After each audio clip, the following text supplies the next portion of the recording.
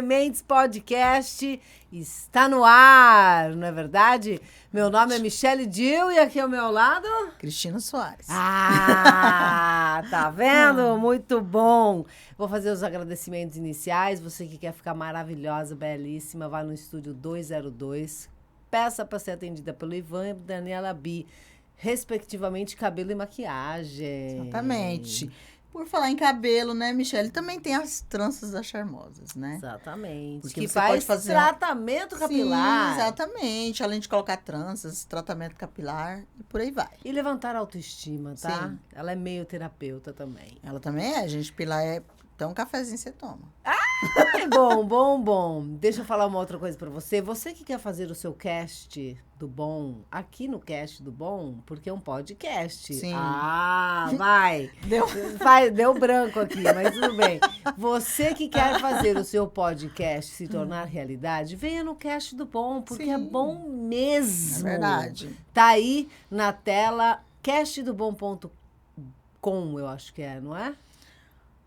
@cast do bom também dá certo no Instagram, né, Michele? Exatamente. Vai estar na tela, gente. Vai tá na tela. A pessoa não decora as coisas, são tantos agradecimentos. É verdade, porque tem muita gente. A gente é muito grata, né, Michele? Então tem muita gente pra muito gente grata, agradecer. Exatamente. Inclusive, agradecer pelo nosso gerenciamento de envelhecimento. As pessoas não sabem, gente. A gente tem quase 100 anos de idade, mas a gente parece ter 25, né, Michele? Isso! Por causa de quem? Simone Fink! Simone Fink! Vá lá gerenciar a sua beleza, envelhecer com saúde, não é verdade? Sim. Isso também não é vaidade só, é saúde Sim. e bem-estar. Verdade. Gente, quero agradecer também a TV Mato Grosso, canal 27, nossa parceira, onde você pode assistir a gente de segunda a segunda, no horário que lhe atender. Além disso, você pode seguir a gente nas redes sociais, no Instagram, Sementes Podcast, você já se inscreve, fica sabendo das novidades, dos cortes, se interessando aí pelos conteúdos, e também no YouTube, Sementes Podcast. Você se inscreve, você ativa o sininho, você compartilha, assiste, curte e comenta. Isso, Michele. E também... Álvaro Rica Filmes, meu povo maravilhoso, porque hoje tudo é conteúdo, tá? E você precisa estar vivo nas redes sociais e no digital. Não tem mais essa opção de não se enveredar por esse campo, esse meio, né? Sim. Então, Álvaro Rica Filmes, bom demais. Sucesso? Pronto. Agora Pronto. deu certo? Deu certo. Eu acho que deu certo. Eu acho que sim. Tá. Nosso entrevistado de hoje é professor de história, performer, cantor, músico. Ai, são muitas coisas! Nossa, maravilhoso. Ai, que delícia! Maravilhoso. Alan House.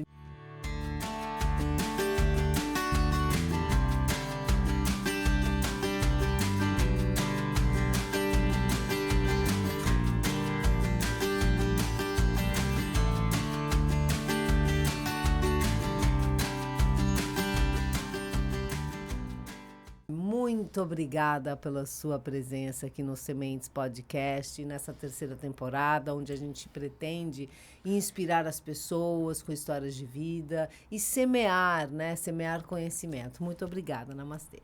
E eu que agradeço, estou muito feliz de estar aqui com vocês. É bom demais, né? É gostoso o nosso clima? Demais. Então tá Tô bom. contagiado. Ai, que bom. isso é Então bom. já começa com a pergunta filosófica, já que ele é da área de humanas, né, Michele? Já começa Exatamente. com a pergunta filosófica. Vamos lá. Alan por Alan. Ai, meu Deus. Historiador e bluesman. E bluesman. Tá Como você certo. se enxerga mais? Qual é a parte que mais te toca? O historiador ou o músico? Músico. O músico. Quando que a música entrou na sua vida? É de família. É? De família. Aham, Quem que era músico na sua família? O meu avô paterno. E ele tocava o que pra você? Não, eu nem o conheci. Ele abandonou a minha avó com o meu pai e meu tio pequenos, assim. Mas ele tocava sanfona, ele era o gaúcho do luar. Ah, Que legal. Olha. E curioso porque você tem toda uma trajetória, eu quero que você conte um pouco. Seu pai, né, na música, que fez Sim, um sim. arraso aqui em Cuiabá, né? E eu quero que você fale um pouco dessa trajetória do seu pai aqui em Cuiabá até chegar em você. Como que se deu isso? Sim, sim, então. A minha avó teve esse gaúcho do lar que lhe deu os filhos, foi comprar um cigarro e foi embora. Ela falou, bom, nunca mais quero ver um músico na minha vida, né? Eita. E aí, acabou que na pré-adolescência e na adolescência, o meu pai e meu tio, eles nasceram na década de 50, né? Então, tava lá nos anos 60. Então, anos 60, tem a explosão da Tropicália, você tem o rock britânico e tudo Sim. mais. E no Brasil, eles, absorvendo essa influência, aprenderam a tocar violão e se apaixonaram pela música, né? Pro terror da minha avó. E aí, eles se tornaram músico com 18 anos, sei lá, pegaram uma combizinha velha, eles moravam em São Paulo, e eles foram pra Goiânia. E aí foram décadas na música, assim, Goiânia, Brasília, voltaram para São Paulo, até finalmente virem para Mato Grosso, na década de 80. Sim. Então, tocando em banda de baile, né? Minha mãe também é musicista, cantora. Que legal. E aí eles se encontraram, se conheceram aqui em Cuiabá, né? Foi o segundo casamento do meu pai. E aí nasci eu. Que Minha irmã delícia. Raíssa, né? Tem outros irmãos por parte de pai, também por parte de mãe. Vocês são em quantos no total? Somos em 6, mas de músicos assim, fui eu que peguei mais É? essa coisa. Sua irmã? Ainda que tenha a minha irmã Bárbara, que ela é uma compositora bem legal, assim, mas ela ainda não... A gente não trouxe ao mundo, assim, as músicas dela, mas ela compõe muito bem. Que legal. E assim, E composição é um negócio É muito difícil. bem difícil, né? Uhum. Porque envolve não só o intelectual, né? Mas assim, o dom mesmo de combinar palavras, histórias com ritmo, né? Uhum. Melodia. Então é uma composição bem simbiótica, Sim. né? sim. E assim, na sua infância, o que você tem da sua infância? Você é nascido aqui em Cuiabá, né? Que você já disse. Sim, nasci em Chapada, mas só nasci Chapada. mesmo. Cresci na Coab Canelas, Uhum. em VG, e eu só fui me interessar por música, assim, na pré-adolescência também, assim. Eu cresci com, beleza, churrascos, festas de família, em que meu pai tocava, acompanhei eles em alguns shows. O meu pai, com a minha mãe, eles tinham uma banda banda de baile até a década de 90, que chamava Papillon, uma banda que fez bastante sucesso Sim. aqui, com músicas, um repertório variado, mas ficaram bastante conhecidos pelo repertório internacional, Sim. assim, né? Tanto que tem no YouTube, né? Tem umas coisas lá bem das antigas que vocês acham lá. Aham. É verdade. Enfim, bons tempos. Mas, pra mim, aquilo só me cativou depois que eles venderam todos os equipamentos. Sério? Aí tive que comprar, né, tipo, violão, de novo, guitarra. Tinha tudo lá antes, né? Aham. Mas aí me interessei na adolescência. Eu tinha uns primos, o Vinícius, o William, que eu jogava também, né? Joguinhos de videogame. Aham. E alguns deles tinham trilha sonora também. E aí eu comecei a ouvir rock e curtir, procurar mais. E daí falei, cara, eu quero aprender a tocar guitarra. Uhum. Então, fui lá e aprendi. Meu pai deu umas dicas iniciais. Nessa época já tinha material na internet. E aí eu fui indo. Que legal. É autodidata, então. Bem entre aspas, mas sim. Nunca Não, fiz aula porque- formal. Formal não, você foi assistindo e foi fazendo e foi treinando até se aprimorar e hoje ser o que você é. É isso, mais ou menos? É isso, né? Que não é uma coisa assim... Não é fácil. Não, mas acho que muitos músicos passaram por isso também. Principalmente, sei lá, pega Guns N' Roses, que era uma banda que eu gostava muito nessa pré-adolescência. Ai, que eu queria November aprender. Rain. Maravilhoso. Gente, eu não acredito que algum deles tinha educação formal, assim. Sim. Ter feito curso de baixo, curso de guitarra. Sim. Eles foram aprendendo como podia e fizeram a banda. Não, eu não acho normal. Então, Eu sou uma negação. Eu mas já comprei assim- violão, eu já tentei, não rolou, também. entendeu? O autodidatismo é uma coisa muito Minimizada, eu minimizada. acho. É. E sim. não é. de verdade. É Sinta-se privilegiado. subestimar, Você está subestimando a sua capacidade. que assim, você aprendeu sozinho, ponto final. Ponto final. Acho de que é tudo. isso. Eu tenho um amigo, Diego Carvalho, e ele toca também, né? E aí, esses dias ele tava, a gente conversando sobre isso, né? Sobre, ele fala, não, ele toca de ouvido, né? Essa coisa do autodidatismo. E aí ele falou, porque vai tocar em um lugar e às vezes a pessoa fala, mas falta tal técnica, né? Tem gente que é da técnica, tem gente que é do sentir, Mais tal. visceral, E né? aí, como que é isso? Como que você se encaixa nisso? Você acha que você é da... Você conseguiu desenvolver uma técnica X ou você é do sentir? Como que você... Acho que eu sou Essas mais do coisas. sentir. Mais do sentir? Acabei indo mais para esse lado. Tipo, como chegar na estética, por exemplo, do blues, né? Que é onde eu vou desaguar. Sim. Nos timbres, em vez de focar muito nessa parte mais de execução acurada, sabe? Deixa eu te fazer uma pergunta. Quando você descobre, né, que você tinha interesse, digamos assim, né, pela música, você falou de um período que é normalmente muito turbulento para as pessoas, que é a adolescência, né? Você acha que você procurou a música como... E você falou uma palavra que também se destacou. Desaguar. Você acha que no processo de autoafirmação e aceitação, que é característico da adolescência, a música te ajudou? Sem dúvida. Sem dúvida. Talvez de alguma forma, nesse processo de crescimento também, uma aproximação com os meus pais, de uma forma. Que legal. Que legal. Tem bastante coisa aí, né? Se for psicanalizar toda Não, mas pode psicanalizar. Pode a gente pode psicanaliza a nosso modo. A nosso modo, exatamente. Não, com certeza. Tem isso, porque eu cresci com a minha avó materna, né? Então, pode ser inconscientemente essa aproximação com os meus pais.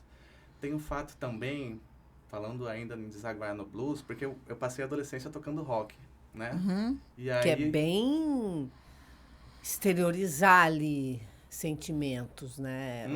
É um ritmo que eu vi por muito tempo, eu gostava muito de Metallica, por incrível que pareça. Por incrível que pareça, conheço pra nenhuma. Mas eu gostava de Metallica e numa fase parecida na adolescência mesmo, que era mais um grito de estou aqui, não sei. No meu caso, né? Não sei se era no seu.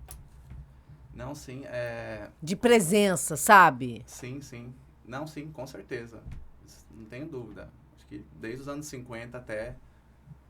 Acho que até os últimos movimentos de rock, os adolescentes se identificam com isso para se afirmar, para ter um grito, né? Para botar para fora, né? Coisas e tal. Mas eu cheguei no... Primeiro, o rock é o pai do blues, né? Sim. Beleza, eu tinha interesse histórico, sempre gostei de história no ensino básico, né? Então, eu fui pesquisando e cheguei ali ao blues. Mas se a gente pegar essa camada mais psicológica, eu também tive uma criação kardecista e espírita. Sim. E eu me distanciei na adolescência. Sim. E aí eu fiz faculdade de História e não me tornei ateu, mas me tornei mais agnóstico ainda. Sim. Então, até um pouquinho antes da faculdade, eu ainda frequentava, sabe? O junto com a minha centro. família e tal. De uma religião chamada Vale do Amanhecer. Sim. E aí, quando eu deixei isso, foi mais ou menos o período que eu entrei no blues de verdade, né? E eu fui médium de corporação, né? E a gente trabalhava com falanges, por exemplo, de pretos velhos, que eram bastante importantes. Eu acho que na medida que minha família me desaprovava, no sentido, você vai sair, né? Sempre tem esse discurso, né? De quem tá dentro da religião, tipo, não faça isso, volta. Acho Volta, senão você vai para o mármore. Sempre tem isso, né? Tem. Então, acho que uma maneira de novo, reaproximar, reconciliar com essa parte interna da família foi achar os bluesmen, né? E tocar blues que são pretos velhos também, né? Olha isso! Só que de um pouquinho com uma mais outra acima, linguagem, né? Nossa, uma que outra interessante expressão. isso. Nossa, muito bom. Eu acho que tem a ver. Porque é toda uma conexão, né? Como diz o Dark, tudo está conectado. Tudo está conectado. E a história? A história surge na sua vida de que forma? Então, sempre gostei de história. E aí, na hora ali do ensino médio, eu cheguei já no Enem, assim. Sim. 2011, 2010, 2011. E aí, eu falei, cara, pensando nas opções que eu tinha... a história eu já conheço. Tipo, é um ambiente que eu só vou estar do outro lado. E eu gosto muito. E eu sempre valorizei essa coisa eu sempre gostei muito de ler, de saber. Sim. Então, cara, eu vou estar em contato com um trabalho que eu vou gostar, né? Porque Sim. eu gosto de descobrir as coisas e ainda vou conversar sobre essas coisas com os outros, né? Que vão ter que me aturar. Ai, adoro. Aí eu falei, pô, vou fazer história. E aí, Com propriedade, né? É. Vocês vão ter que me engolir, mas eu tenho autoridade, meus queridos. E aí fui fazer história na UFMT. Entrei em 2011 e aí peguei um caminho que não tem a ver, assim, com o blues, né? Com a história cultural. Sim. Mas fui pra história medieval, olha só. Eu fui Sério? pra história medieval e meio pra história moderna. Eu fiz graduação e mestrado lá. E eu estudei o mito da Papisa Joana. Que é uma outra vibe. Mas porque eu sempre fui apaixonado por mitologia, né? Que Essa parte das legal. religiões. e Conta um pouco pra gente. tal. Da Papisa? Sim. É lógico. Então, a Papisa... Adoro! A Papisa é uma lenda da Idade Média de que uma mulher teria ocupado o trono de São Pedro lá por 2 anos e pouco. E Já teria adorei. sido descoberta. Descoberta grávida, assim, no parto, e aí numa procissão, e aí, ai meu Deus. E aí a igreja teria escondido, né, todos os relatos de que ela tinha existido, que era uma vergonha, não sei o quê. Gente. Essa lenda teria acontecido, essa história teria acontecido no século 8 ou 9. Só que os documentos que dizem isso, né, são do século 13. Começam no século 13. Então lá, no século 14, 15. Então a gente sabe hoje que provavelmente ela é uma invenção do século 13. Sim. Né, sobre esse passado, por motivos políticos, de conflitos entre ordens mendicantes, dos franciscanos, por exemplo, com os votos de pobreza e tal, que ia contra a política do papado, aquela coisa mais portentosa, mais de ostentação de riqueza que havia lá no século XIII, né? Então, de alguma forma, essa lenda ajudou a ser uma crítica, né? Ao papado daquela época. E ela continuou durante a Idade Média, porque a igreja medieval, ela não combateu essa lenda, né? Ela não combateu de modo algum. Porque ela tinha um caráter... ela absorvia tudo, né? Ela teve que cristianizar os povos, por exemplo, os vikings, os povos nórdicos que vinham ali pós a queda do Império Romano, né? Para o cristianismo se expandir, com Carlos Magno, ali no século VIII. Então, para se expandir e abarcar um monte de povos com diversos costumes politeístas, ela teve que fazer várias concessões. Então, no meio disso, reis que diziam que vinham de Odin, por exemplo, eles só associavam a um santo e a igreja absorvia. Então, quando veio a Papisa Joana, ainda que como uma crítica, isso não fez cócegas na igreja medieval. Gente. Mas o meu período é história moderna, no século XVI, com a Reforma Protestante, Martinho Lutero e os outros movimentos, gerou guerras de religião, né, como se diz aí. No século XVI e XVII, a Europa, além das caças bruxas, por exemplo, você tem a Inquisição e você tem essas disputas por religião, né? E aí eu estudei como que esse mito da Papisa Joana foi usado por protestantes na Inglaterra, que a Inglaterra, essa época, já era protestante e não católica, e como que isso era usado contra os católicos, né? Tanto dentro como fora da Inglaterra. Porque no comecinho do século XVII, houve a famosa conspiração da pólvora, por exemplo, né? Em que, não sei se vocês já assistiram V de Vingança, fala um pouco sobre isso. Sim. Se não me engano é 5 de novembro, lá a data do Guy Fawkes, que houve uma conspiração para tentar explodir o parlamento e o rei, ou seja, se cometer um regicídio, porque o rei era favorável aos protestantes, né? Sim. E aí eles queriam colocar um rei católico ali. Então, naquela época, essas disputas de religião não são como hoje, né? Que estão numa dimensão de violência mais simbólica, às vezes, né? Pelo menos aqui, né? Em termos de Brasil. Claro que tem outros contextos. Mas naquela época não, era E questão de outras vida ou morte. realidades Sim, terríveis, sim. né? Sim. Então, eu estudei um pouco como usavam a papisa para falar que a igreja católica não funciona, não presta, não é verdade. A verdade está com o protestante, né? Porque uma mulher, aí vem a misoginia, né? Sim. Uma mulher não pode ter governado a igreja continuar santa. Porque uma das questões que os católicos sempre diziam naquela época, contra os reformistas, é que há uma sucessão, há uma linha de sucessão entre São Pedro que ela é contínua, né? Sim. Entre todos os papas. Aquela sacralidade, ela está nessa linha, ininterrupta. Como houve essa interrupção, e ainda por uma mulher, aquilo não poderia se encaixava, acontecer. né? Gente! Exatamente. E aí, como você chegou nos documentos? Como que foi essa construção desse... Foi o que na época? Foi dissertação? Foi Monografia? graduação e- Monografia? Foi graduação e mestrado. O mestrado também você desenvolveu. Uhum. Com que documentação que você usou, que você conseguiu? Como que você chegou? Então, o meu orientador querido, Leandro Rusch, infelizmente não está mais na UFMT, mas é um cara que eu tenho uma admiração tremenda, assim. E ele era muito parceiro. Aí ele importou uma fonte da Abbey-Books online lá, do século XIX, que era uma edição lá do século XVII. Olha, que maravilha. Meu Uma réplica, né, do século Deus! XVII. Em inglês e tal. Aí eu tive acesso à documentação desse protestante, que é o Caramba. Alexander Cook, que era lá de Leeds, mais ao norte da Inglaterra, que ele era um anticatólico ferrenho. Ferrenho. Ele era, tudo que ele escreveu uns 8 livros detonando, assim. Então era uma disputa muito grande, de fato, aquela época. E é é quase engraçado, né? Porque eu gosto na história, o que me causa admiração são essas contradições que existem no comportamento humano, das Sim. relações sociais e tudo mais.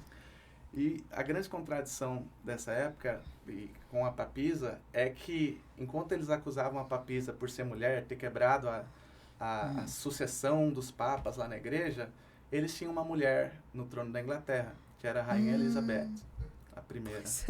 A mãe. Pois né? Que também se usava da iconografia da Virgem Maria.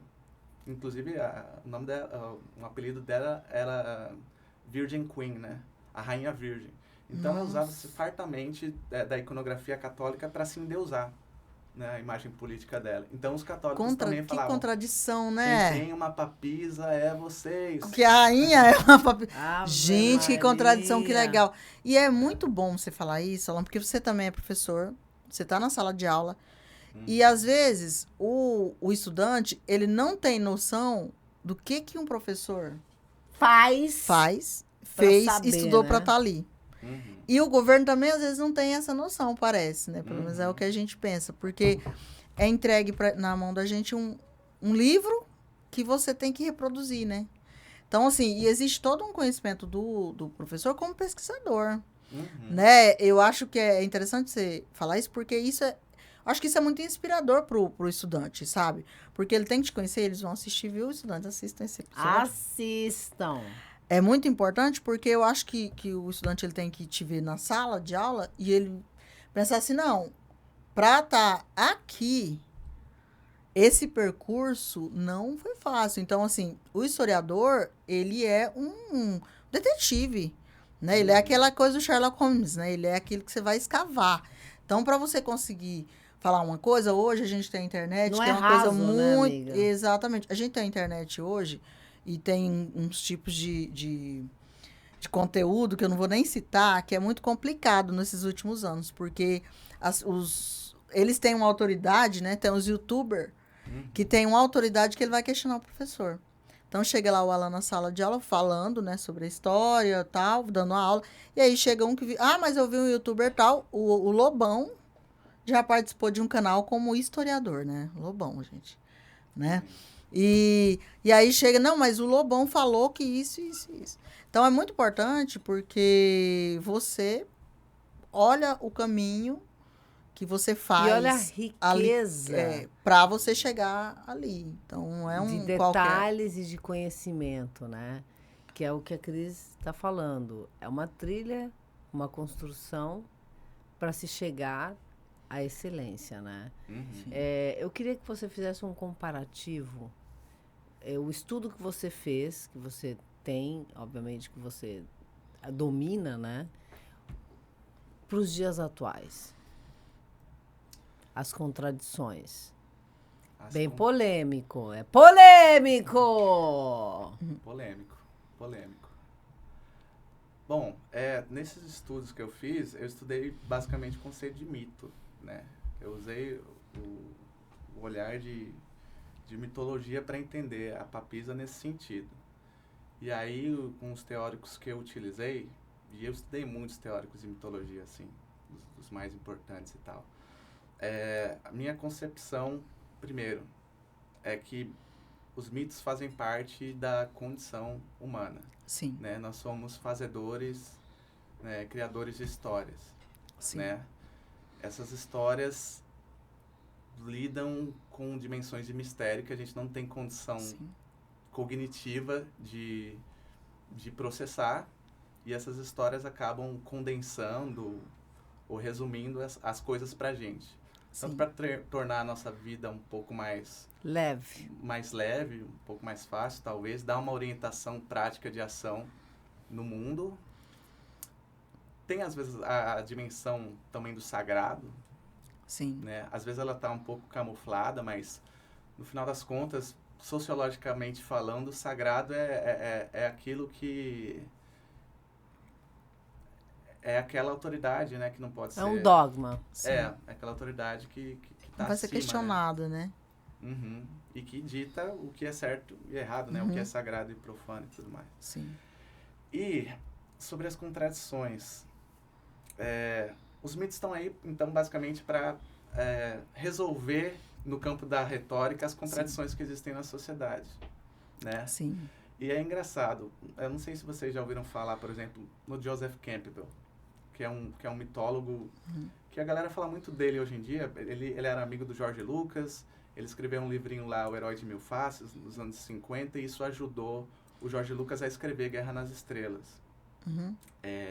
E aí, hoje em dia, está muito banalizado, assim, a jornada do herói, não sei o quê, use isso para fazer no seu roteiro de história, não sei o quê. Beleza, eu amo o Joseph Campbell, adoro o trabalho dele, mas vejam só, os mitos que ele estuda geralmente são pré-modernos ou do século XVIII para trás. Então, olha como as sociedades aborígenes da Austrália, olha como os gregos faziam, olha como, sei lá, sociedades indígenas faziam aqui, ou sociedades romanas, eventualmente sociedade medieval também, mas assim, os mitos estão hoje aqui também, né? Sim. Sim, a gente tem mitos modernos, mitos políticos, tem mitos de toda espécie, né? E essa é uma área um pouco oblíqua ainda para os estudos de mito, né? O quanto que existem os mitos contemporâneos, né? Os mitos até do nazismo, né? O mito dos estados, dos fascismos e tudo mais, que também resolvem suas contradições da sociedade à sua maneira, mas produzindo bodes expiatórios. Sim, exatamente. E aí tem um autor, que é o que eu trabalhei, que vai por essa via. Assim, os mitos resolvem as contradições, a complexidade do mundo com essas narrativas mais simples, com um bode expiatório. Olha, então, isso é muito interessante. É o René Girard. Mas é um assunto muito grande. Só para resumir, então, eu acho que a grande dificuldade nossa no mundo contemporâneo é meio que se reconciliar com o outro, né? Sim. A convivência com diversos interesses, sociedades, diferenças países, e diferentes. Grupos, sim. E como que a gente resolve isso no campo do desejo. Aí vai um pouco para psicanálise. No campo do desejo não, no campo dos afetos. Sim. Né? Sim. Porque no fim das contas, nós precisamos extravasar de algum modo. As sociedades até pouco tempo atrás usavam largamente de bodes expiatórios para tentar resolver isso, né? Extravasar a raiva, botar a culpa em alguém. E cada vez mais esse mecanismo de transferir a culpa, de defesa, ele não pode ser mais usado, né? Como ele é chique, né, bicho? Não, pelo amor de Deus. Ele respondeu uma pergunta tensa. De uma Não forma é. incrível. E essa coisa do mito é tão curiosa, porque assim, quando eu me realizo também a partir de uma pessoa, né? Quando os meus desejos e as minhas vontades estão colocadas em uma pessoa que eu coloco como um mito, como um herói também, né? Eu acho a ideia do herói, ela um pouco perigosa, né? Eu acho que eu vejo porque a gente tem toda uma construção de heróis. E eu falo até com relação, por exemplo, à questão africana, né? Que é a minha área de pesquisa, né? A gente tem, às vezes, um heroísmo, coloca um heroísmo em certos personagens que torna um tanto complicado para a gente pensar a própria humanidade da gente. Porque quando eu coloco, por exemplo, Teresa de Benguela, né? Nossa heroína Teresa de Benguela. Teresa de Benguela é uma mulher incrível. Mas é muito interessante a gente humanizar esses personagens. Porque quando eu coloco um heroísmo, um mito, ela é um mito, né? Eu coloco ela como um padrão, eu coloco ela como uma heroína, eu coloco ela como uma pessoa inalcançável. Enquanto eu coloco essas pessoas como pessoas reais, humanas, que passaram por aqui como humanas, o que eu vou falar? Não, eu posso ser como essa pessoa, eu também posso ter esses feitos. Porque, assim, eu acho muito perigoso a questão do herói, porque a gente começa assim, não faço porque eu não sou heroína. Né? Eu não faço aqui porque, a Michelle É inalcançável, inalcançável, a Michelle é extraordinária. Se eu coloco pro extraordinário, eu já desculpo eu não fazer. A Michelle faz e ela é uma pessoa, ela é humana. Então, eu também posso fazer. Sim. Então, eu acho que a gente, enquanto sociedade, a gente tem esses lugares. Que aí é interessante a parte do músico também. Porque, assim, você tem uma trajetória. Você tem uma habilidade, você tem um autodidatismo, mas você tem estudar. Aquilo que você disse, você vai lá no YouTube, você vai estudar. Então, assim, quando eu coloco que não é um dom que eu tenho, eu coloco uma coisa pro lado do sobrenatural, o que acontece? Eu vou limitar o outro. Não, eu faço isso porque eu sou extraordinária. A outra pessoa que podia se inspirar em mim, ela não vai fazer. Né? Por que você é excelente? Porque você esforçou para ser. Então, aí pegando um pouco disso, eu quero lançar para você uma questão, que é com relação, já falando de jornada do herói, né? Essa sua trajetória de músico. Eu quero que você trace pra gente, assim, esse início, né, do rock até hoje. Quem é o Alan House? Como você se tornou Alan House? Sabe? Como você se construiu enquanto Alan House? No sentido de que porta abriu, que porta fechou, qual dificuldade, qual facilidade. Como que foi essa jornada do herói, né? Entre aspas, porque, né, essa jornada do Alan, como que foi isso? Bom, vamos lá. Então, só retomando os 2 pontos anteriores, eu tinha esse lance do rock para afirmação, essa aproximação primeiro com a minha família, depois do que eu deixei a parte espiritual também, a aproximação com o blues. E eu sempre gostei muito fui atraído pelo blues mais antigo. Então, literalmente é isso. Antigamente tinha... Você baixava música no Casa A, umas coisinhas, uns programas que tinham aquela época, assim. E também tinham blogs. Eu não ouvi, então não tive essa coisa eu ouvi o CD, não sei o que, eu ouvi o vinil. Acho tão chique quem fala, não ouvi vinil. Eu fui lá no blog, vi ali, baixei, vi uma menção numa comunidade do Orkut, sei lá, de um artista, falei, deixa eu ver. Tinha o Wikipedia, eu acho, nessa época também, então... E o Wikipedia é muito bom por causa desses links que você consegue, quando você vê, você já está lá no 15º artigo. É verdade. Né? Então você começa lendo, por exemplo, vamos pegar o caso do Guns. Começa lendo, abre o Wikipedia do Guns lá, aí beleza, o Slash era influenciado pelo Aerosmith, aí você clica no Aerosmith. Aí você fala, bom, ouve o som ali, não sei o quê. Aí você clica ali, já tem um link, porque eles foram influenciados pelo Led Zeppelin, aí pelo Chuck Berry. E aí nessas pesquisas assim, você consegue ir para trás, né? Sim. Ir na raiz, né? Pra trás.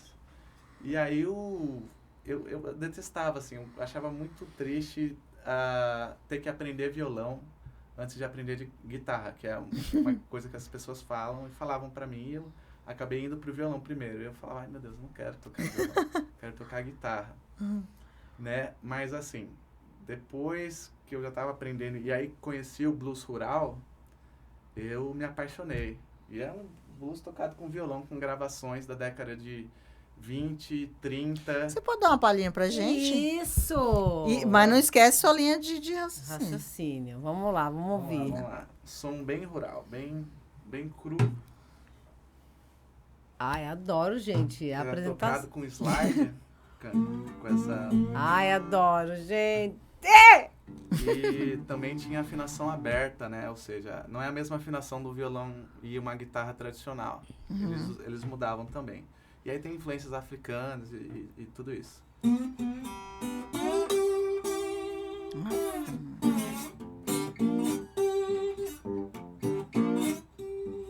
E era meio percutido também, né? I got a letter this morning, how dear, red and red. Said every guy you know your love is dead. I got a letter this morning, I said how you wrecked me right. I said hurry, hurry, you know gal, your love is dead.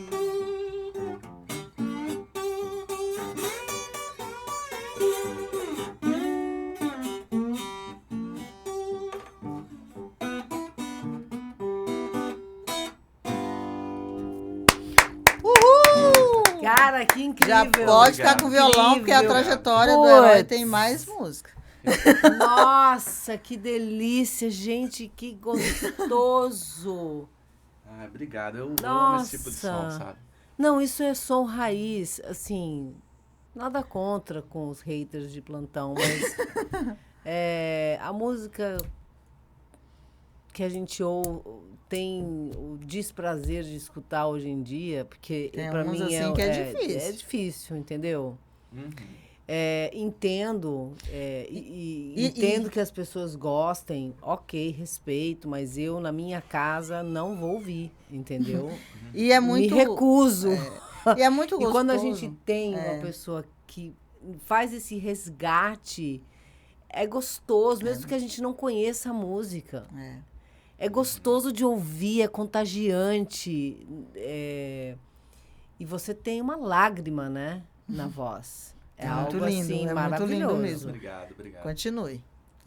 Obrigado. Fala aí, amiga, Então, te eu tava cortei. falando- Não, que ele... É, Não, e aí você estava falando que aí entrou o blues, né? E aí pode continuar na jornada. Então, tem toda essa questão do blues rural, e aí eu fui aprendendo. Enquanto tocar, por exemplo, Metallica era mais difícil, tocar blues, por mais que tenha toda a questão da estética e sensibilidade, eu achava mais fácil. E aí quando eu tava pegando as primeiras bandas assim de amigos, eu comecei a tocar blues e foi isso que eu vi que funcionou bem. E minha voz funcionava bem com blues. Assim. E aí eu comecei a toquei umas festinhas. Lembro de um Halloween da UFMT, acho que foi meu primeiro show, assim, grande. Foi Que legal. massa, acho que até hoje Você foi um lembra dos de shows da minha vida. quando foi, mais ou menos? Que Foi ano? 2014, eu faz acho. tempo, né? Faz um bom tempo. Foi 2014, 10 anos já. Mas assim, eu só fui me profissionalizar mais ou menos assim com banda, com ensaio fotográfico, coisinhas assim mais formais em 2017, quando eu tive um trio com o Robson Resner, que é um publicitário e é gaitista. Sim. E ele e o Mississippi Júnior, né? Aí a gente teve um trio por um ano e pouco, misturava jazz, uma coisa eclética assim, Sim. jazz, blues, rock. Gente, que gostoso, hein? Maravilhoso, cara. Eu acho que a música, se tem Gente, expressões jazz, blues, que são divinas, né? Mas, além de religião, tá, haters? Além de religião. Mas se Deus tem uma voz, uma delas é a música. Eu acho que a música... um deles é o blues. E é o blues. Em formato de blues. E o gênero é o blues. E é muito legal, porque, assim, ainda nessa volta, mais recentemente, eu fui descobrindo coisas muito interessantes, né? Então, beleza, tô tocando blues, uma música norte-americana. Eu sempre tive um pouco... Quanto mais eu fui pegando experiência de vida mesmo, até para absorver o curso de história, porque eu terminei o curso de história faz uns anos. Mas até hoje eu ainda tô processando coisas... Você estudou lá, né? Quebrados lá e eu ainda tô ruminando. Mas, assim, conforme o tempo passou, eu falei, caramba, eu tenho aquela coisa, eu tô tocando música norte-americana, em inglês, E o decolonialismo, Sim. a valorização do nacional. E aí, como é que eu me vejo nisso e tal? E aí eu fui descobrindo raízes africanas do blues mesmo, né? Porque até então, o que o senso comum tem, às vezes o pouco que as pessoas sabem sobre blues é que, porque teve a escravidão lá nos Estados Unidos, aí batia o martelo, e aí todo mundo cantava junto, e aí liberou, tocou o violão, pronto. Então o blues tá ligado ali com o processo de escravidão ali. Mas, na verdade, desde a década de 70, também muitas pesquisas, né? Muito material, assim. E eu conheci um pianista também, o Adriano Greenberg, maravilhoso. Tem um álbum chamado Blues for Africa, acho que é de 2016. Depois vocês Blues podem... for Africa. E, cara, ele canta em diversos dialetos Que africanos, legal. tocando blues. Caramba. Blues tocando piano, ele é pianista. E ali eu falei, caramba, cara, tem uma ponte. Ele dizia, o blues é africano, o blues é africano. Aí de novo, foi ruminando, né? Aí fui pegando leituras aqui, leituras ali. E aí eu tenho, hoje, minha grande missão nessa parte artística é tentar buscar esses elementos africanos, não só africanos do blues, e talvez tentar traduzir isso na minha música, na minha performance, mas do que o Brasil ressona com isso, né? Então, por exemplo, das religiões de matriz africana, temos lá, né? Que são da África Ocidental, você tem os povos de Yorubá, por exemplo, são os mesmos, né? Banto e tudo mais. E existem alguns toques que combinam muito com blues, né? Descobri, por exemplo, do toque de barra-vento, ele combina muito com o ritmo de boogie-woogie, que é um ritmo de blues. Mostra aí pra nós. Opa, Sem quebrar o violão. É uma coisa tipo...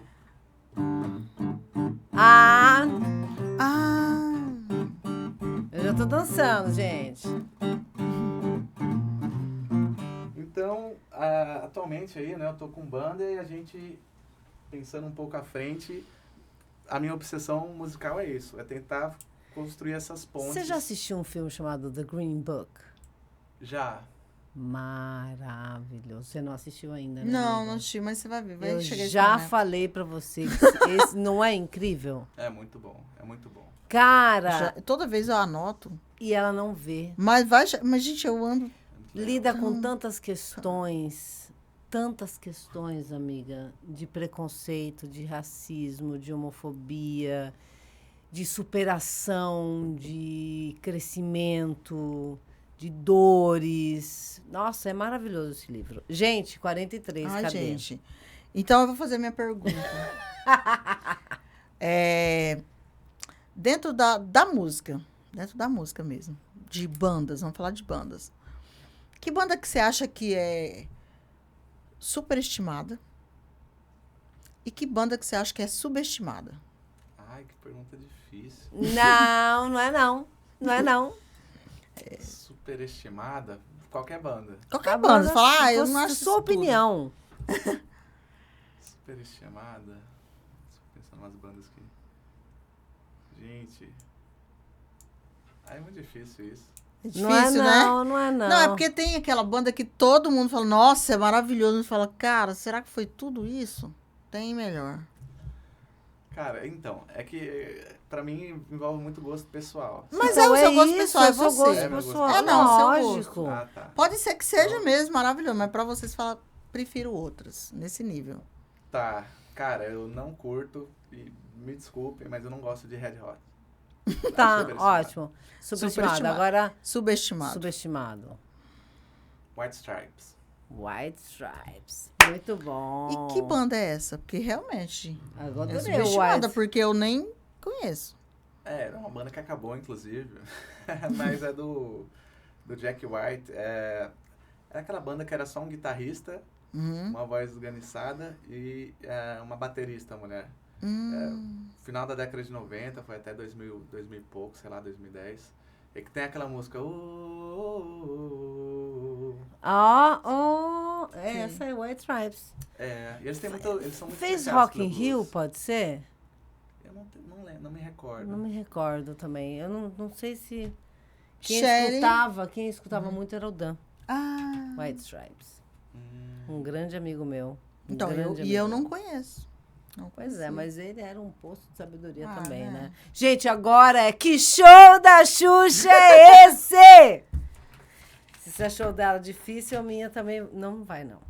Vamos lá, vou te falar uma palavra e você vai dizer o que vem na sua mente. Ave Maria, psicanálise mesmo. Forte, na real, assim. No Signo. Gêmeos. Cor. Azul. Nunca. Nunca? Vai ficando difícil. Tava fácil pra Nunca aparecer. diga nunca. Igual eu, é geminiano mesmo. Sempre. Liso, né?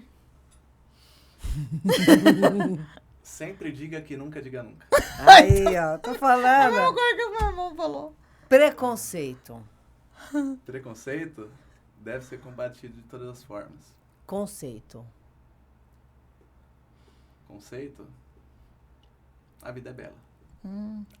Aliás, o filme também é maravilhoso mesmo. Bonito isso. Propósito. Espalhar a palavra do blues. Passou no teste. Passou no teste. Passei E geminiano não falha, né? Geminiano Mas que dia? acostumada com 10 de junho. 10, eu sou do dia de 1º. Legal. Legal demais. Nós somos múltiplos. Nós pensamos demais. Nós Mas eu gosto de combinamos. geminiano. Gosto de geminiano.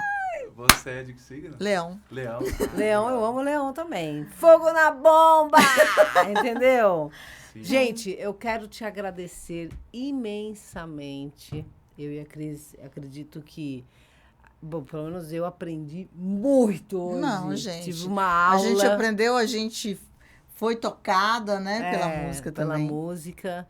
E estás convidado a voltar quantas vezes você quiser para falar de qualquer coisa. Obrigado, gente. Entendeu?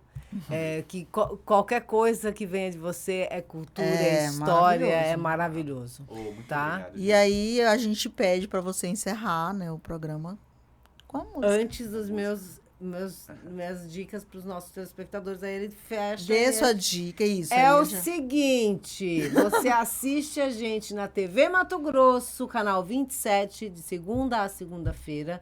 Escolha o melhor horário para você curtir e ser semeado. E também siga a gente nas redes sociais, tanto no YouTube, se inscreva no canal, quanto nas nossas redes sociais no Instagram, Sementes Podcast. Verdade. Um beijo e fiquem gente. agora com essa música maravilhosa, essa palhinha pra gente encerrar.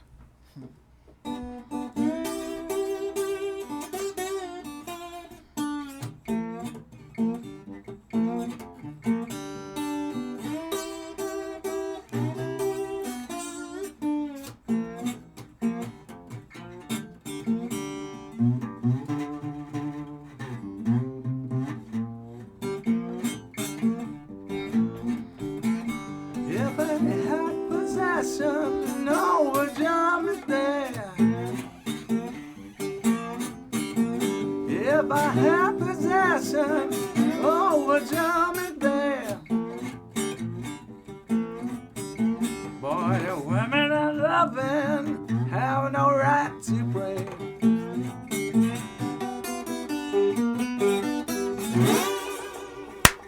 Esse foi o Sementes dessa semana. Semana que vem tem mais. Beijo no gente. coração. Até a próxima.